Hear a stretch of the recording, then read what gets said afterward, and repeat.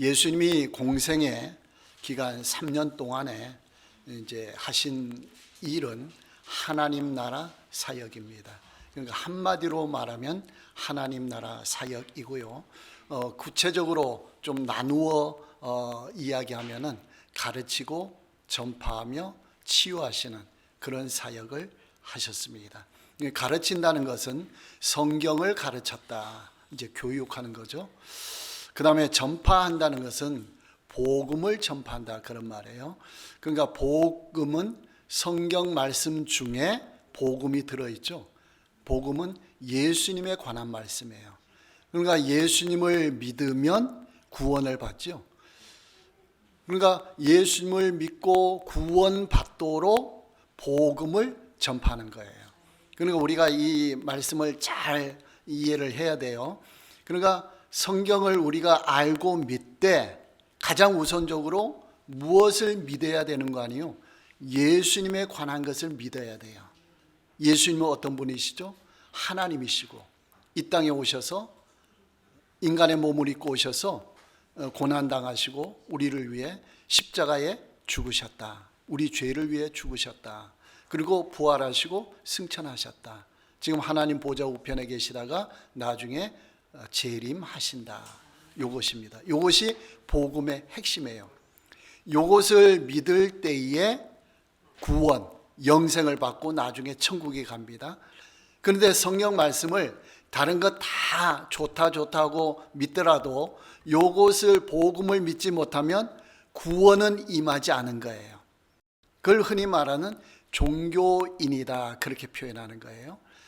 그러니까 우리 기독교는 단순한 종교인이 아니고 신앙이네요. 예수님을 믿는 신앙이네요. 그러니까 일반 종교에서는 누가 주체가 되는 거 아니요? 내가, 인간이 주체가 돼요. 그래서 생활을 하는 거예요. 그것을 종교 생활이라 그렇게 표현하고요. 우리 기독교는 누가 주체, 주인이 되는 거 아니요? 하나님, 예수님이 주인이신 거예요. 거기에 따라서 우리가 생활하는 거예요. 이것을 우리는 신앙생활이다, 이렇게 하는 거예요.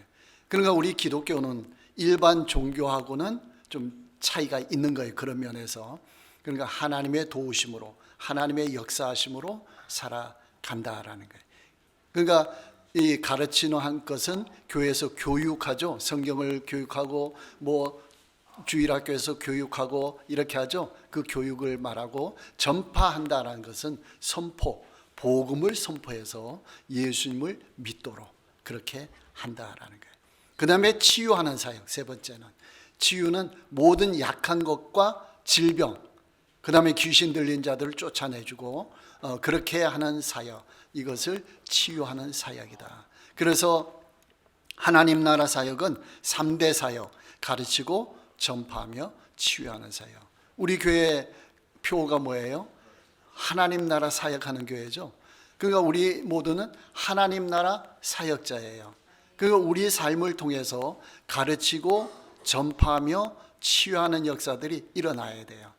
그러니까 우리가 교회에 와서 가르침을 받아야 되죠. 교육을 받고, 그 다음에 복음을 접해야 돼요. 예수님을 믿어야 돼요. 그 다음에 우리가 가진 연약한 것, 질병들, 이걸 또 치유하는 거죠. 그런 체험이 있는 거죠. 이걸 교회에 와서 이걸 체험하고 나서 교회 밖에서는 하나님 나라 사역자로 살아가는 거예요. 그러면 약한 사람들을 우리가 도와주는 거예요. 믿지 않는 사람들을 예수님을 믿도록 예수님을 전파하는 거예요. 이런 역할을 하는 것이 하나님 나라 사역이다. 우리 모두에게 이런 은혜와 축복이 있기를 축원합니다. 자, 예수님이 그런 3년 동안 사역을 하셨는데, 예수님이 십자가 죽고 하늘나라 가시면 사역이 끝나잖아요. 그래서 예수님은 12제자를 선택하신 거예요. 예수님이 부활 승천하신 후에 대신해서 이 사역을 이어갈 사람들, 이 사람들이 제자들이었거든요. 그래서 3년 동안 가르치는 거예요. 나중에 하나님 나라 사역할 수 있도록. 자, 제자들은 3년 동안 훈련을 받았어요. 교육을 받았어요. 많은 걸 배웠죠. 예수님으로부터 3년 동안. 그리고 훈련 받고 예수님이 부활 승천하신 후에 그 다음에 오순절 날에 성령께서 임하실 때에 능력이 임했어요. 3년 동안 가르침 받을 동안에는 능력이 별로 없었어요. 거의 없었는데 3년 후에 성령께서 임하시니까 능력을 받아가지고 능력 있게 이 하나님 나라 사역을 할 수가 있었다라는 거예요. 그래서 마태, 마가, 누가, 요한 복음에 보면은 12명을 제자라 그렇게 칭하죠. 주로 제자라, 12제자라 그럽니다. 제자라고 할 때는 무슨 의미가 있어요? 배우는 단계다, 훈련 받는 단계다, 그런 의미예요. 그 다음에 사도행전 가면은 사도라라고 칭하죠. 12명을 사도라라고 하죠. 사도행전이잖아요. 왜 사도라고 하냐? 사도의 의미는 보냄을 받았다, 파송받았다, 그런 말이에요. 그러니까 3년 동안 배우고 나서 파송받은 거예요. 어디로 파송받았어요? 세계 각 지역으로 가서 복음을 전하면서 교회를 세우고 그런 사역을, 하나님 나라 사역을 했다라는 거예요. 그러니까 우리도 이런 패턴으로 신앙생활하는 게, 교회 와서는 배우고 훈련받고 교회 밖에 가서는 어떻게 해야 돼요? 사도로서 파송받는 거예요. 여러분이 교회에 오실 때는 제자인 거예요. 배우러 오는 거고 은혜 받으러 오는 거예요. 그렇죠? 교회를 떠날 때는, 교회 밖으로 갈 때는 사도예요. 가서 하나님 나라 사역을 가정이나 직장이나 학교나 이 사회에서 하나님 나라 사역을 해야 되는 거예요.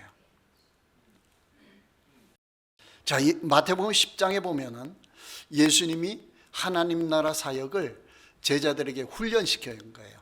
이론으로 말씀으로만 하신 게 아니고 너희가 실제적으로 가서 해봐라. 우리가 전도 교육받고 전도를 실제 해보잖아요, 훈련. 그것처럼 이 제자들을 보내는 거예요.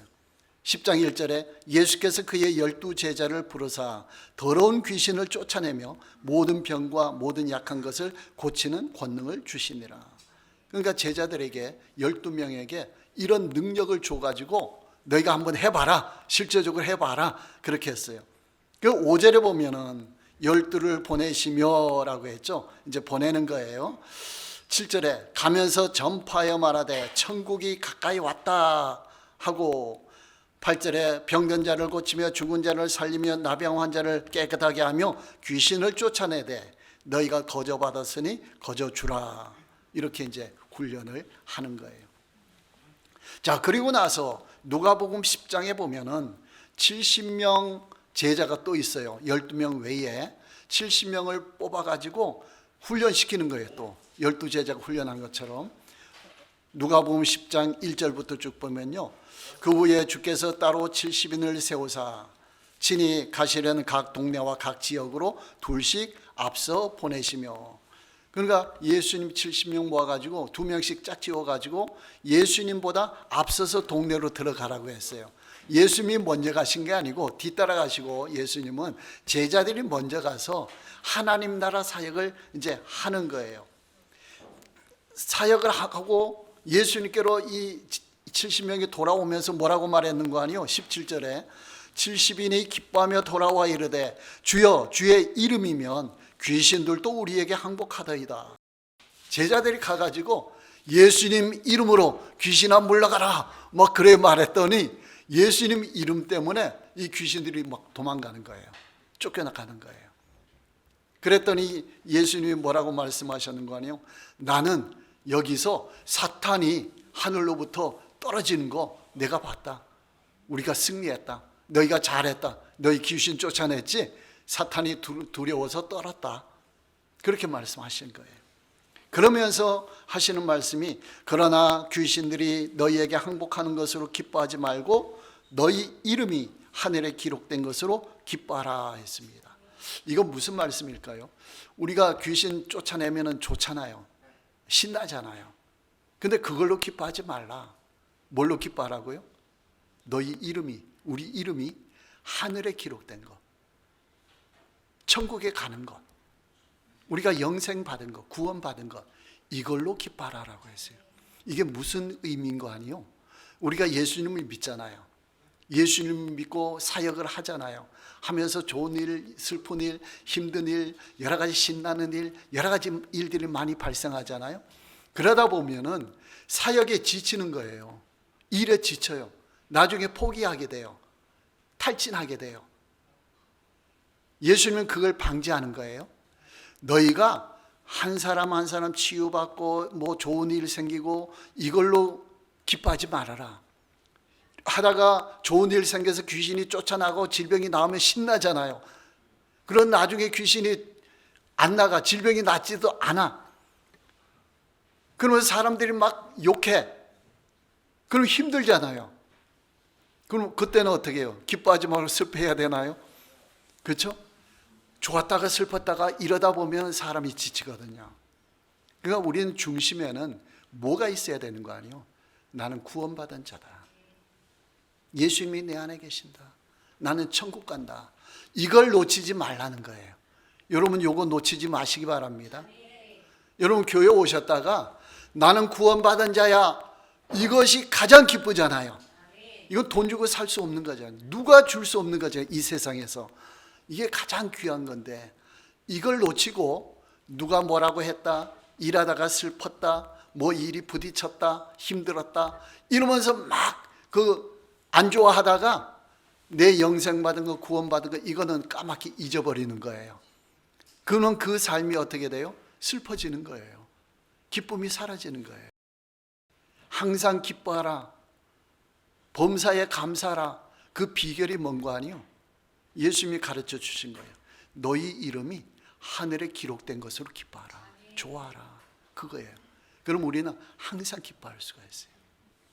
우리가 100년 되는 이 인생 살아가는 동안에 여러 가지 일들이 많이 발생하잖아요. 그런데 우리가 나중에 목숨이 다하고 천국에 가면은 영원토록 살잖아요. 그 우리가 잠깐 고생하는 것 나중에 회복되고 잘 되는 일이 벌어진다 이 생각하고 고난을 참잖아요. 질병이 왔을 때 몸이 아플 때도 아 그래 조금 지나면 이거 질병이 나 그러면서 아픔을 참잖아요. 그와 마찬가지죠. 그런 것을 그 비결을 예수님은 지금 가르쳐주고 계시다라는 게 이것도 일종의 제자 훈련이에요.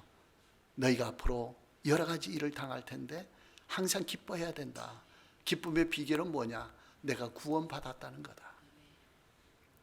육체는 죽여도 영혼을 죽이지 못하는 사람들을 두려워하지 말고 영혼을 관리하는 하나님을 두려워하라라고 했죠.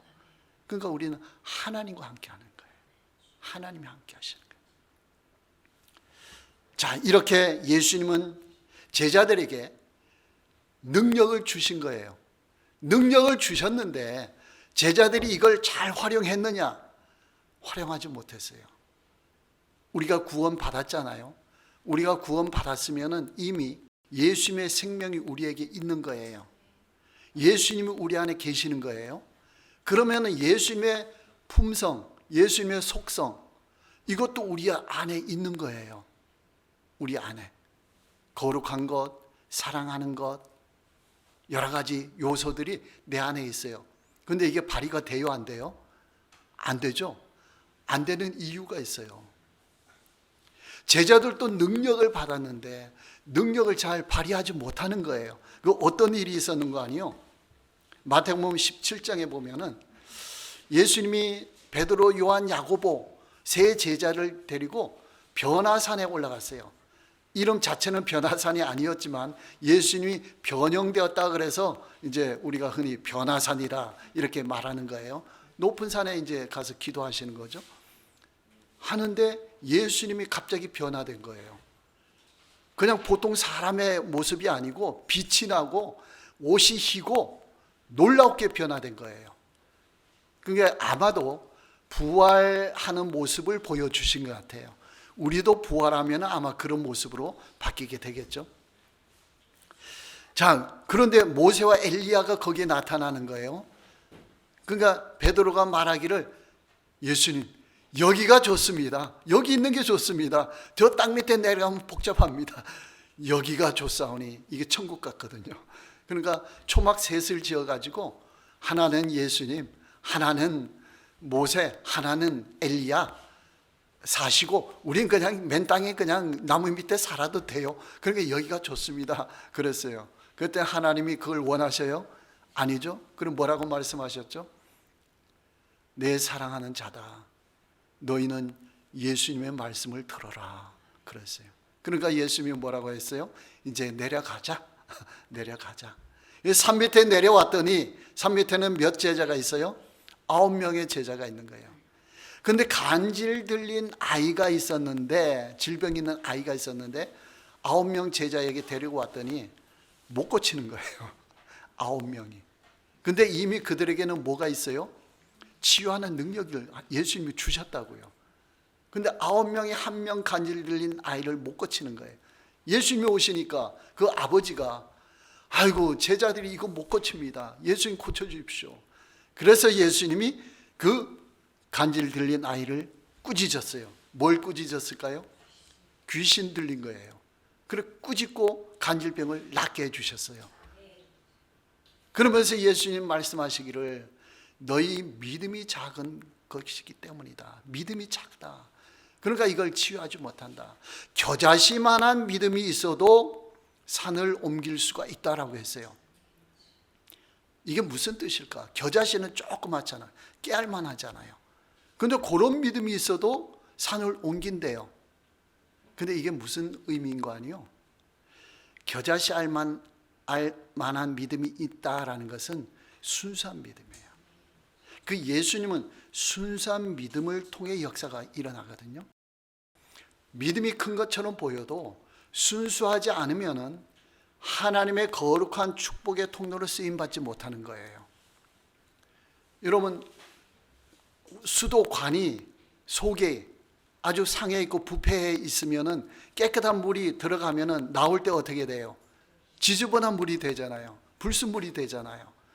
그것처럼 하나님의 능력은 거룩한데 거룩하게 역사하시는데 우리가 믿음이 순수하지 못하면은 하나님이 역사하시더라도 나중에 역사에서 나올 때는 어떻게 나와요? 불순물이 섞이는 거예요. 그 질병이 낫지 않게 되는 거예요. 그러니까 우리가 해야 되는 건 깨끗한 거예요. 순수한 거예요. 그러니까 어린 아이, 갓난 아이라기보다 우리가 어린 아이들이 어떨 때는 예수님을 순수하게 믿을 수가 있어요. 그 순수한 거예요. 그냥 단순하게 예수님 고쳐주셔. 그러면 기도하는 거예요. 그때 낫는 거예요. 근데 어른은 생각이 복잡한 거예요. 순수하지 않은 거예요. 복잡해요. 예수님이 고쳐줄까? 내가 기도해도 될까? 막 생각이 복잡하거든요. 그 복잡한 속에서는 하나님의 역사에도 이거 복잡한 거예요. 그 역사가 일어나지 않는 거예요. 그러니까 믿음은 어릴 때부터 갖는 게 좋아요. 다른 생각이 섞이기 전에, 다른 세상적인 세속적인 생각이 들어오기 전에 어릴 때부터 하나님 생각, 말씀 생각으로 가득 채워놓으면요 이게 생각이 순수해지는 거예요. 그래 신앙이 도움이 돼요. 여러분 이런 순수한 신앙을 가지시기 바랍니다. 저는 여러분이 크게 사역하고 크게 일하고 이것보다도 순수하게 하시기를, 전 그걸 원하는 거예요. 그러면 하나님이 깨끗하게 역사해 주셔요. 자, 그런데 요 같은 사건을 마가복음에서는 이렇게 했어요. 그 사건이 있은 후에 마가복음 9장 28절 보면요, 제자들이 물었어요. 예수님께. 예수님, 우리는 왜 능력이 안 나타났죠? 저 아이 하나를 못 고쳤죠? 그랬더니 예수님이 뭐라고 말씀하셨는 건 아니요. 기도 외에 다른 것으로는 이런 종류가 나갈 수 없느니라. 이런 능력이 나가지 않는다는 거예요. 기도 외에는. 그건 믿음이 순수하지 않았기 때문이고, 그 다음에 기도를 하지 않았기 때문이에요. 자, 제자들에게 고치는 능력 줬어요, 안 줬어요? 줬어요. 그러면 제자들은 계속 기도하면은 이 능력을 발휘할 수 있었다라는 거예요. 그런데 능력을 발휘하지 못했다. 왜요? 기도하지 않았기 때문에. 여러분 기도하시기 바랍니다. 그럼 믿음이 순수해지고 능력이 나타나는 거예요. 그 우리의 믿음이 더 단련되는 거예요. 기도를 통해서 역사가 일어나는 거예요. 예수님 제자들 나중에 겟세마네 동산 십자가 못 박히시기 바로 전날 겟세마네 동산에 기도할 때 기도했어요, 안 했어요? 안 했어요. 베드로, 요한, 야고보 앞장선 세 제자조차 잠만 쿨쿨 잤어요. 예수님은 그냥 땀방울이 핏방울 되도록 그렇게 간절하게 기도하셨는데 제자들은 기도하지 않았어요. 그랬더니 어떤 일이 벌어졌죠? 예수님 십자가 지고 십자가 지러 가실 때 전부 다 도망했어요. 근데 그 제자들은 뭐라고 했다 그랬죠? 말했죠? 내가 죽더라도 예수님 따라가겠습니다. 끝까지. 그렇게 장담했어요. 베드로가 말하니까 다른 제자들도 다 그렇게 말했다 했어요. 말은 그렇게 했는데 기도는 하지 않았거든요. 말대로 됐어요, 안 됐어요? 안 됐어요. 능력이 나타나지 않는 거예요. 그러니까 우리는 말로 살아가는 게 아니고 기도로 살아가는 거예요. 그렇죠? 말을 많이 하는 게 중요한 게 아니고 기도하는 게 중요한 거예요. 그러면 하나님께서 역사해 주시는 거예요. 알게 모르게 우리를 도와주신다라는 거예요. 자, 첫 번째는 능력이 나타나려면, 활용하려면 어떻게 해야 된다고요?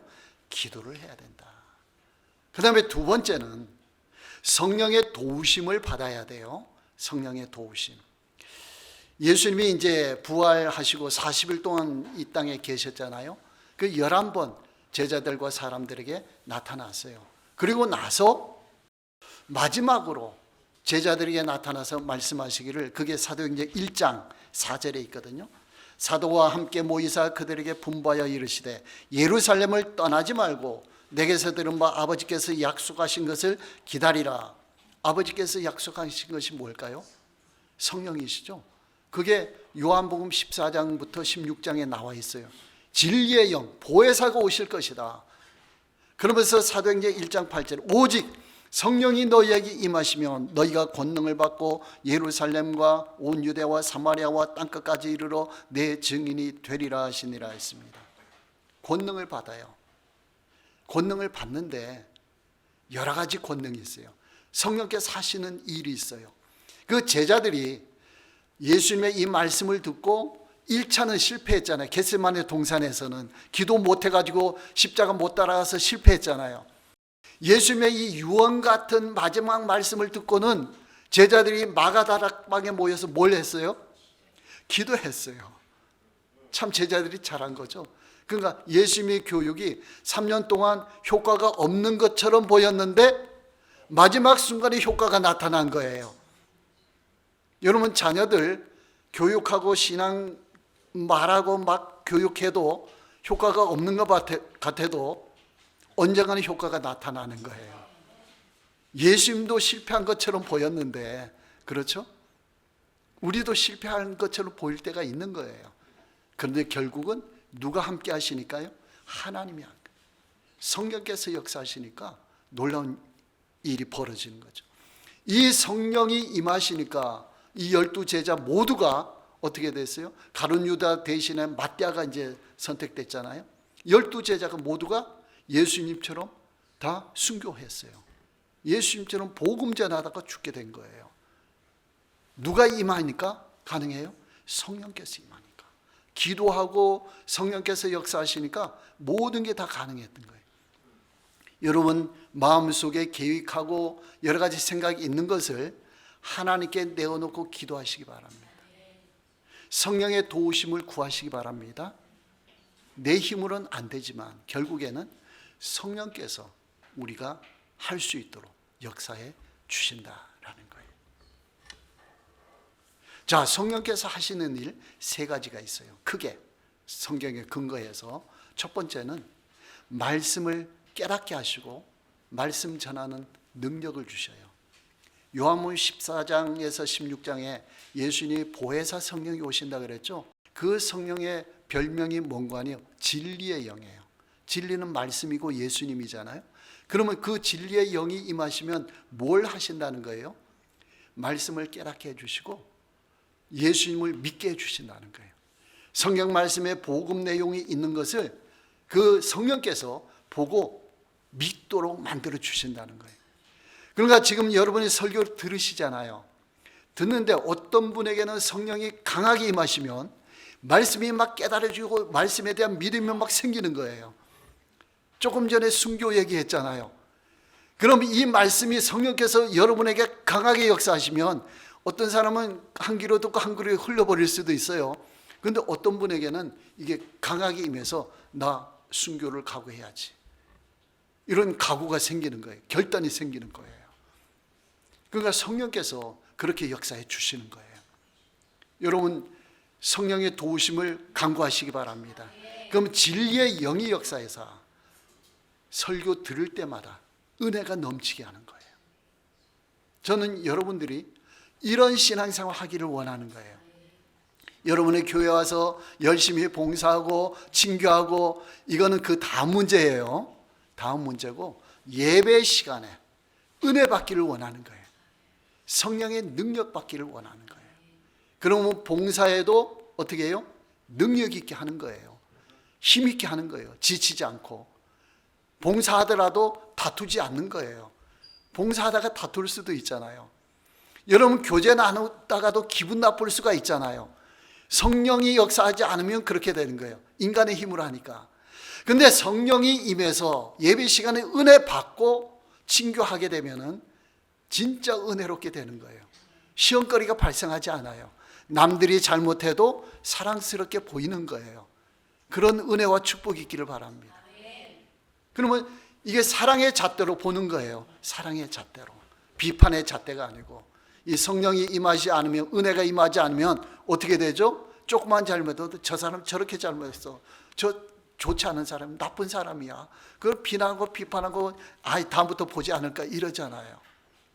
성령께서 역사하시면, 충만하게 역사하시면 저 사람이 얼마나 힘들까, 저것 때문에 힘들까, 내가 도와줘야지, 그런 마음이 생기는 거예요. 그런 은혜와 축복 받으시기 바랍니다. 그 다음에 성령께서는 은사를 주셔요. 성령의 9가지 은사 있죠. 고린도전서 12장에 지식의 말씀, 지혜의 말씀, 믿음, 병 고치는 은사, 능력 행함, 예언함, 영들 분별함, 각종 방언 말함, 방언들 통역함, 9가지 은사가 있는 거예요. 9가지 은사가 임하면은 어떤 역사가 있느냐? 믿음의 은사도 있어요. 성령께서 역사하시면 우리가 예수님을 기본적으로 믿잖아요. 그럼 구원을 받잖아요. 그런데 성령이 역사해서 믿음의 은사가 임하면 모든 게 다 믿어지는 거예요. 그냥 저 사람도 믿어지는 거예요. 모든 게 다 믿음으로 신뢰관계가 형성이 되는 거예요. 그럼 이 일을 크게 하는 거예요. 막 믿어지니까. 어떤 일을 합시다 하면 어떤 사람은, 믿음이 약한 사람은 아이고 그거 안 돼요, 하지 맙시다. 우리가 좀 돈 좀 있으면 하고, 좀 사람 좀 있으면 합시다. 우리 사람도 없고 재정도 없는데 그런 일 못해요. 이렇게 되는 거예요. 근데 믿음이 강한 사람은요, 합시다 하는 거예요. 여러분 다 그런 사람이죠? 그런 분들이죠? 온세대교회 출발할 때 다 그런 마음으로 출발하신 거예요.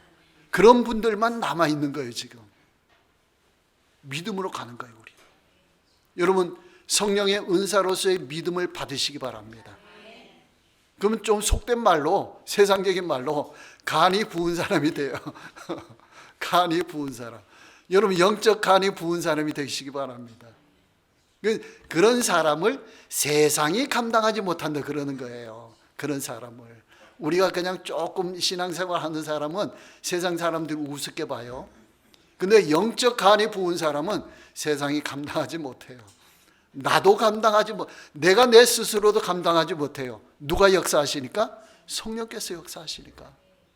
그냥 좋은 거예요. 그냥 기쁜 거예요. 내가 하는 게 아니에요. 성령께서 하시는. 이런 은혜와 축복이 있기를 바랍니다.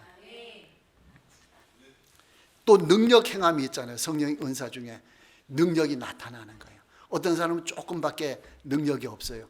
근데 능력 행함, 이 은사를 받은 사람은 모든 일을 넉넉하게 막 크게 해나가는 거예요. 그래도 힘들지 않아, 어렵지 않아, 일의 성과가 나타나는 거예요. 그런 은혜와 축복이 있기를 바랍니다.